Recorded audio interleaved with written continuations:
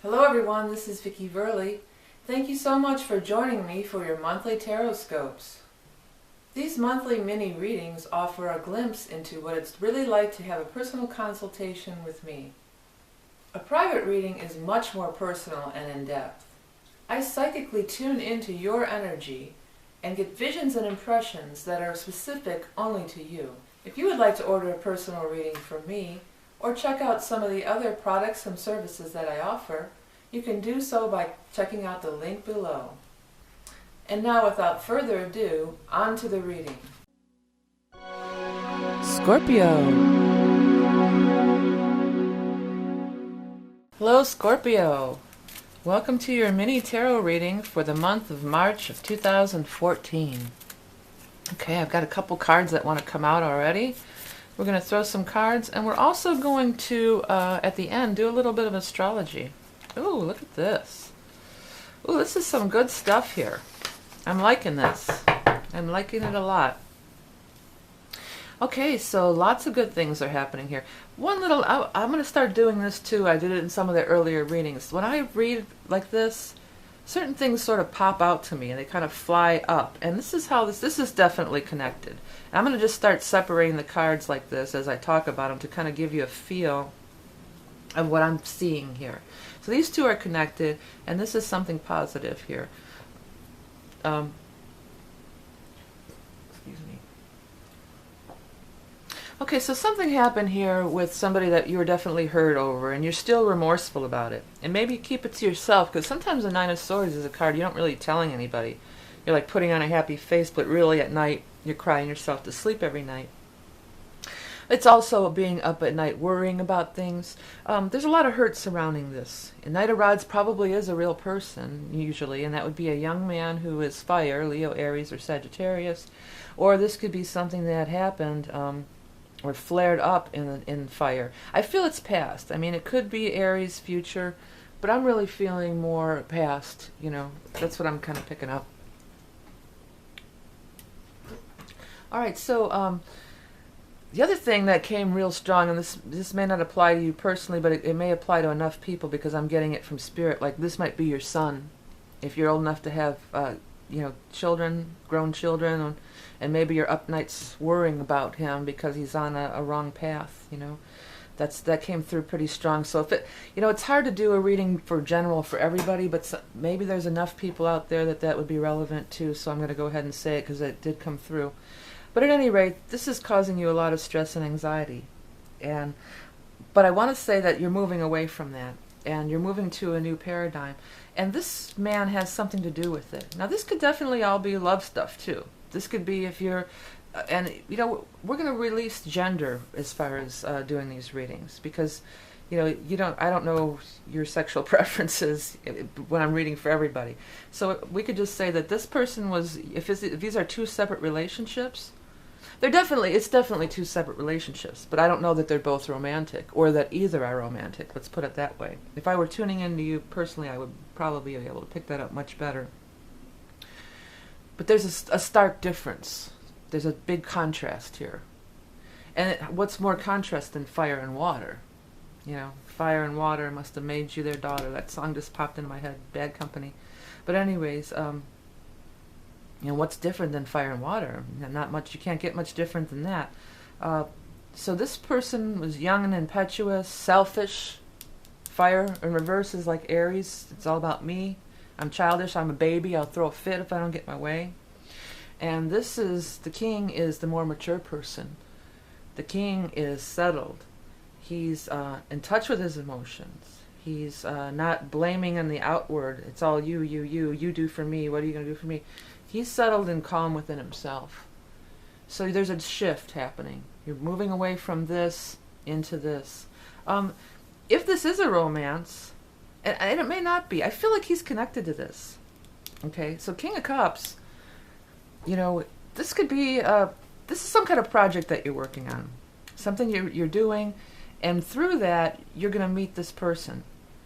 And lovers, you're going to grow to love them. Now, sexual, maybe. You know, when lovers, I don't always make it sexual. If there's a lot of rods around by the lovers, then I'll make it sexual. Or cups and rods, you know, other love cards. But you notice in this case, there really isn't. So that I'm going to say that you're going to grow to love this person, and there's going to be a strong connection. Wheel of Fortune, fate and destiny.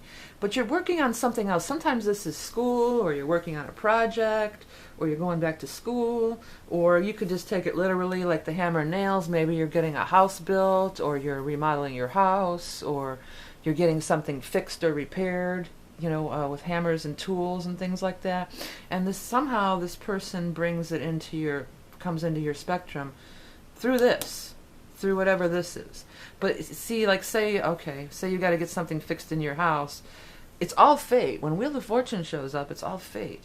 So yeah, this is the story. You know, we met because he came over to fix my house or whatever. But you know, it feels more likely to me like some kind of group thing you're going to get involved in. Not like somebody comes to fix your house. It feels more like I'm joining a class, I'm joining a workshop, I'm joining some kind of creative group. You know, it feels something more on that line to me. And you're going to meet somebody. And, you know, Eight of Cups, this could be traveling, but Eight of Cups is also big time leaving the past behind. Leaving behind old patterns, because these took a long time to stack these cups up here. That didn't just happen overnight. You know, you've been working on this pattern for some time now, you know, and it's time to just move on and go past it. The moon is definitely popping out on me, so it might be on one of those quarter moons, which of course I don't have here, but there's something about the moon. And I'm going to get into the new and full moon little forecast, particularly for you right now. This is something new I'm trying. And what I'm going to do is I'm going to put Scorpio on the ascendant, which will have some relevance for Scorpio's sun, but really it's more about if you know your real rising sign or your ascendant, you probably want to watch that video as well, or instead. It's because that's how this works. But all astrologers do it like this. That's how you do a forecast. You put the sign on the ascendant, and then you read. And I've marked a few key things that are happening this month. We've got 2 full moons this month. That's the big news. So the first, 2 new moons this month. The first new moon is in March 1st in Pisces in your 5th house. So what was I talking about? 5th house, Pisces, water, creativity and romance. Those are the 2 big things. And children. Yeah, so, you know, if this is some kid if you have a teenage son or a younger son that's getting into trouble and causing you a lot of problems, you know, maybe it is time to just, you know, cut them loose and go live your own life. You know, that could be one of the things that this is talking about too. And this is, you know, you want to dwell in this happy place. This guy is bringing you down, whoever he is.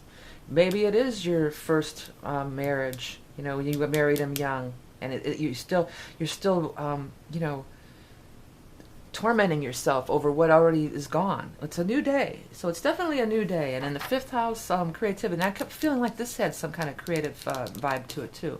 So that's on March 1st. It's a great day to get out and do some things and be around people or join a group. Do something like that. Then the full moon on March 16th is going to be in your 11th house of friends and associates. So again, you know, by the time if you go out on the 1st, get involved in some stuff that you want to do, creative groups or whatever this might be, then by the 16th you're going to have some illumination and have a new, you know, the full moon illuminates, it shines a light on, it brings to a culmination.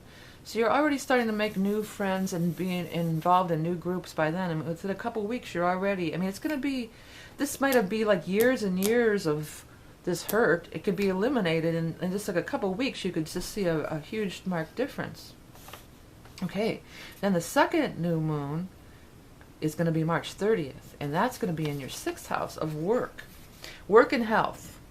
So also, you know, on a mundane level, great time to start a new workout routine or a new health regimen, a cleanse or something like that. Maybe a new job is coming for you. You know, that could definitely happen. Great time to get out and apply for new positions, send out resumes if you are job hunting.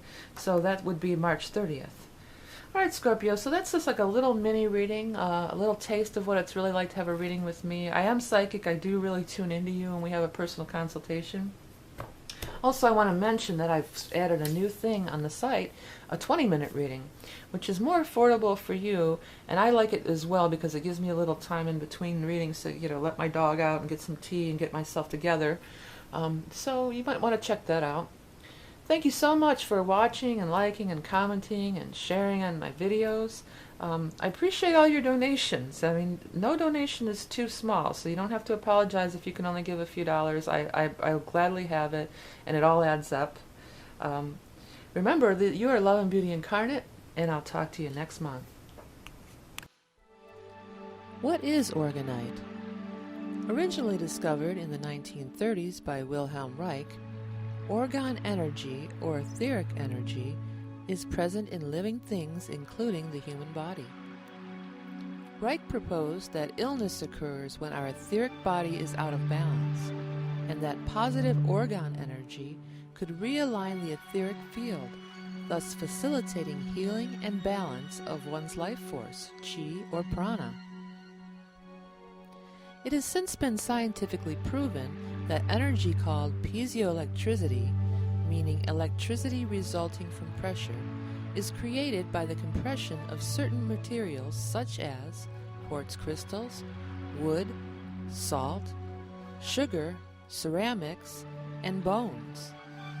As the resin cures in an orgonite piece, it shrinks and compresses the organic matter contained within.